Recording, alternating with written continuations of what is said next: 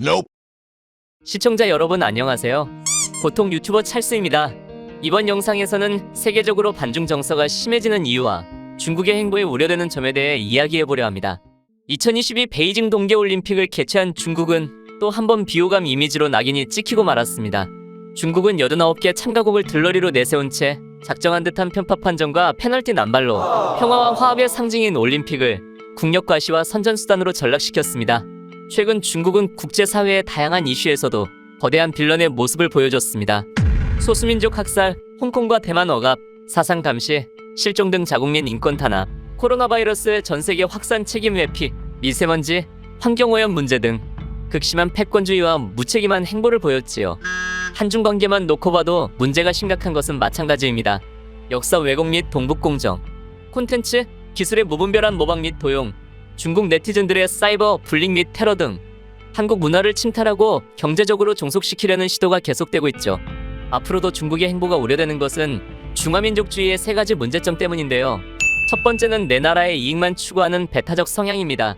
나라의 발전을 추구하고 애국심을 지니는 것 자체는 반드시 나쁘다고 볼 수 없지만 현대 사회에는 전 세계 사람들이 공생하고 협력해야 할 문제들이 많습니다. 인류의 보편적인 가치인 인권, 평등, 자유보다 민족주의의 이기적이고 배타적인 가치를 중시하다 보니 주변 국가와 마찰이 있을 때마다 차이나 불링을 가하고 국제 규범을 어기거나 인권 탄압 문제를 일으키게 되는 것이죠. 두 번째는 무지성한 대중의 애국민족주의입니다. 얼마 전 당의 충성을 맹세하는 중국 젊은이들의 영상이 충격을 주었는데요. 이들이 문제가 되는 까닭은 과도한 애국민족주의에 빠져 권력을 뒷받침하고 인권 문제를 악화시키는 자발적인 앞잡이가 되고 있기 때문입니다.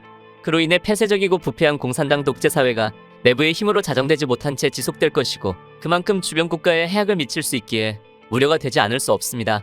세 번째는 하나의 중국을 강요하는 시대착오적 발상입니다. 중국은 하나의 중국이라는 프레임을 내걸고 주변 국가들의 정체성을 말살시키고 속국화시키는 정책을 이어나가고 있습니다.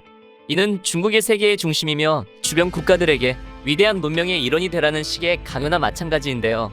그러나 안타깝게도 이는 다양성과 평등을 중시하는 세계의 흐름과 맞지 않는 시대착오적인 발상입니다.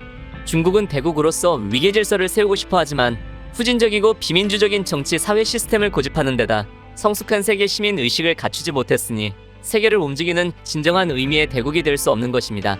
결국 고압적인 외교 태도와 갑질을 통해서라도 복종을 요구하니 힘세고 목소리 큰 왕따로만 여겨지게 되는 것이죠. 한 가지 분명한 것은 아무리 중국이 거대 자본을 투입하고 다른 나라의 기술과 문화를 베끼거나 탐한다 해도 사회의 수준과 성숙도, 문화의 품격은 억지로 만들어낼 수 없다는 데 있습니다. 저는 한국이 앞으로도 이어질 중국의 도발과 억지에 주체적인 태도로 대응해야 한다고 생각합니다. 교묘한 경제 문화 침탈을 항상 경계하고 매국 기업과 정치인의 문매를 가해야 할 것입니다. 또한 우리의 역사와 문화의 힘을 지켜나가야 되겠지요? 이번 영상은 여기까지입니다. 시청해주셔서 감사합니다.